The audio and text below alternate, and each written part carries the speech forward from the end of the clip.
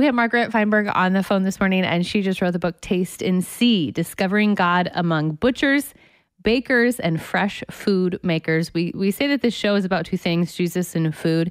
So, Margaret, it's only perfect that you wrote this book. Good morning, and I want to know, you called God the original foodie. Why do you call him that? If you start looking at the scripture, you'll discover that God really has a thing for food. I mean, for some people, I think the word foodie is a little bit intimidating, but a foodie is simply someone who takes a particular interest in food.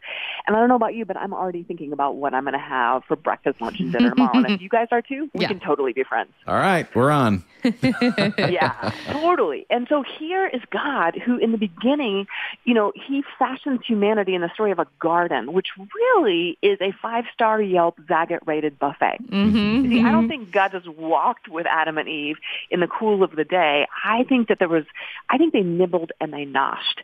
They picked the fruit. They savored the flavors as they interacted with God. And we find that even after a willful act of disobedience, that God still keeps using food and food imagery to draw people back to himself.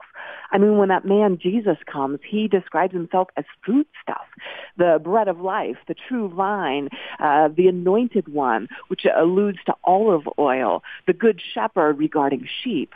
And we discover that even all the way to the closing of Revelation, that there is this description of God, or particularly Jesus, knocking on the doors of our hearts, not so that he can do a repo or a huge renovation, but that he would come in and he would sup, he would dine with us.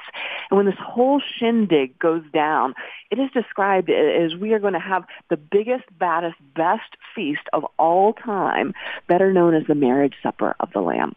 And so if a foodie is someone who takes a particular interest in food, then hands down, I think God was the original foodie. I love it. That's great. That's a beautiful thing. Now, so this is cool because you actually went to the Middle East, I guess. What exact country was it in that you were? Well, actually, for the book, I kind of traveled to different places all over the United States and the world. Oh, okay. So right here in Utah, I went 410 feet down into a salt mine. I fished in the Galilee in Israel. I brought in an olive harvest in Croatia.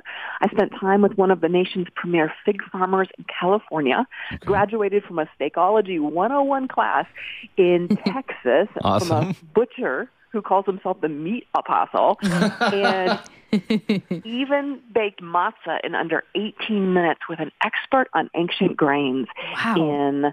At Yale University. And with each of these individuals, I began opening up the Bible and asking, how do you read this passage? Not as theologians, but in light of what you do every day. Mm-hmm. And their answers changed the way that I read the Bible forever. Wow. So salt, fish, bread, olives, figs, and lamb, kind of like the prominent foods that are mentioned in Scripture a lot. Can you just pick one and tell us what you learned about one of them? Oh, there were just so many just rich and incredible lessons. I think one that I still savor, I'm a total salt girl. Are you a sweet or salty people? Salt, chips all day. It's so good. And I mean, honestly, let's just be honest. I feel like if we have the salty pretzel dipped in chocolate, it does make it even better. Yes, 2 for 1. Yes. But I went down into a mine 410 feet down here in Utah. And what I discovered and was really exploring was this idea of Jesus calling us the salt of the earth. And what I realized is that the salt of the day that's on most of our tables, it's so common and inexpensive, we don't even think about it. And it's largely highly processed. It's almost 99% sodium chloride, fortified with some various additives that keep it so it doesn't stick together, so it'll help us not get goiter, things like that. But in antiquity, salt was always hewn from its natural source. And so when I went 410 feet down into a salt mine, much like the salt mines that they have throughout the Middle East, what I discovered is that the salt wasn't really white. That when I went down in that cave, there were these colors of peach garnets and white quartz and these beautiful brownish streaks throughout the salt. And when the lights of the truck hit the edge of the cave, I mean, it looked like it was bedazzled jewels. And The reason is because the salt itself, it is mined with its surrounding minerals. So it has the addition of magnesium, it has the addition of iron, just like the salt that is hewn from the ocean has additional minerals in it, which is why sometimes that salt will look a little bit gray. For instance, French salt, or maybe salt that has been taken from the Dead Sea or from the Mediterranean, like what Christ and his disciples were using. And so when salt in antiquity, it wasn't inexpensive like today. It was highly prized. It was expensive. Why? Because of the technology required in order to go and to gather the salt and to produce it, but also because of the high cost of transportation, because of the weight of salt. And so when Jesus says, "You are the salt of the earth," I believe that he is partly speaking about our individual value and how much he treasures and our worth to him. But I also think that it alludes to this imagery of just as salt is taken with its natural surrounding minerals. So you and I, we come from different backgrounds. We have different personalities. We have different stories. We have different strengths, different weaknesses, different quirks, different personalities, and all of that. Christ says, I want you to be the salt of the earth with your surrounding minerals and the uniqueness that I have fashioned and created you, that you would be an agent of flavoring and preserving and human flourishing across this world. Love it. Isn't that the best thing you've ever heard on salt in your life? I'm pretty sure I'm going to go with that. Yeah. Do you want to go? Do you have anything? Wow. I have a couple more, but you can keep go going. ahead. Go for okay, it. I'll go ahead. All right. If you could eat one meal in the Bible, what would it be? Oh, there's so many. I mean, I'm kind of, man, to walk with Adam and Eve in the cool of the day, to eat all those, the figs and the grapes and the almonds, sign me up. I think to see the sacrifices of the Old Testament when it was just an incredible feast and to partake in that. But I think that if I could have one meal, I would choose the final Passover meal with Christ, described in John 14, 15, 16, 17, and that to listen to the final discourse, to watch that scene play out with Judas, who's acting probably a little stressed out and awkward that evening. That is the table that if I could have one in the Bible to just sit in and watch and partake of, I don't want to be there. What about you? Oh, I don't know. I mean, anything that deals with bread, I'm in. So I would have been there too. So how did that, because you did the bread making and stuff, how did that kind of maybe change how you feel about communion? Because, in a lot of churches, it's just a little tiny wafer, a little tiny thing of juice. But as you were, working through all of this food stuff and spirituality stuff, how did the experience bring you to a new understanding of, what we do in church on Sunday mornings, communion? I can't wait for people to read the Taste and See book and go through the Bible study. But one just tiny crumb from that journey into bread and understanding it was this idea that unlike today, bread was a communal affair. In other words, a family might have a small patch of land, and they would go out as a family. They would remove the rocks. They would plant a seed. In Jewish culture, you would offer up a prayer as each seed went into the ground. You would then, if possible, water the land or probably just wait and pray and ask God to bring the rain, ask that there not be pestilence, ask that the winds don't blow too hard, ask that there be a bountiful harvest. And then when the harvest came, the whole family would go out in the midst of the heat and the back-breaking labor, and they would bring in that harvest. But that was really only when the work had just begun.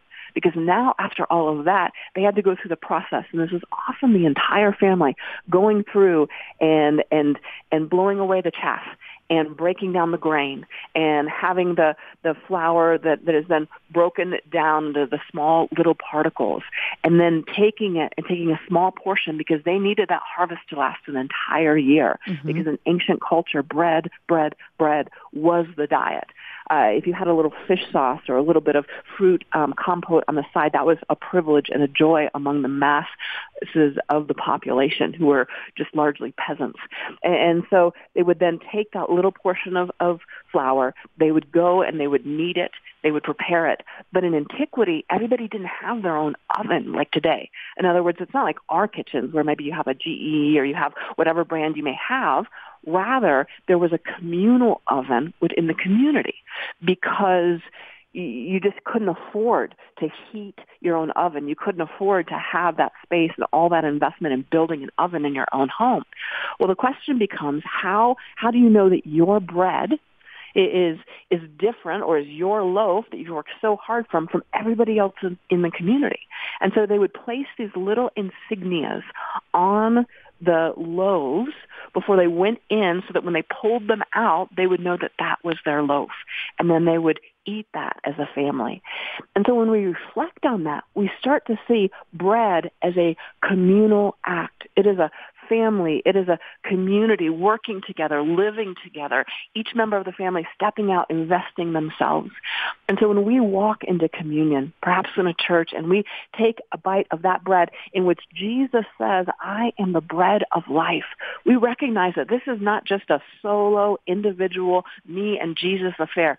This is an act that is part of a community, the very people of God who God is raising up, who are invited to not just feast on him as the bread of life, but to be poured out, to be served out, to provide nourishment and encouragement and hope and love to everyone we encounter.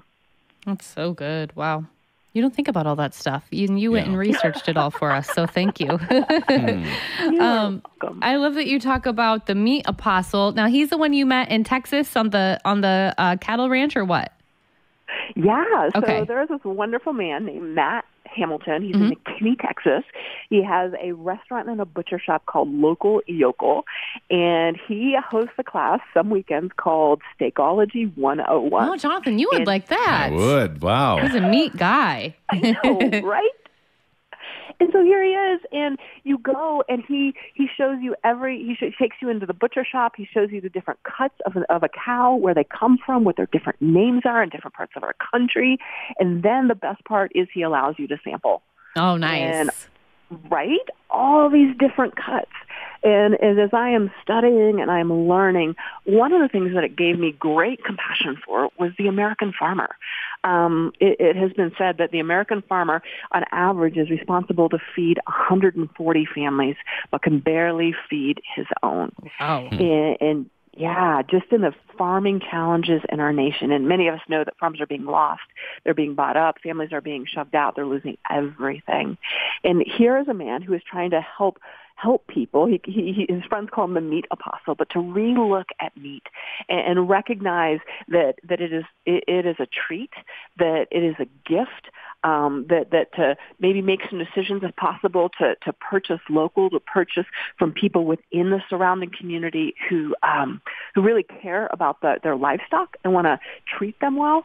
But one of the things I love and how that tied into the Bible was there is that wonderful passage that describes that our God has the cattle on 1,000 hills. Mm-hmm. And I always thought, man, God has an amazing steakhouse, right? Like, I don't know what's your guys' favorite cut of meat? Ooh, I go for the fillet because I don't like the bone in it. I had a ribeye last night. Did you? I did. Yeah. Pretty hard to beat. So good. I'm a New York strip girl. That's just my thing, right? Yeah. We all have our different cuts that we love. Right.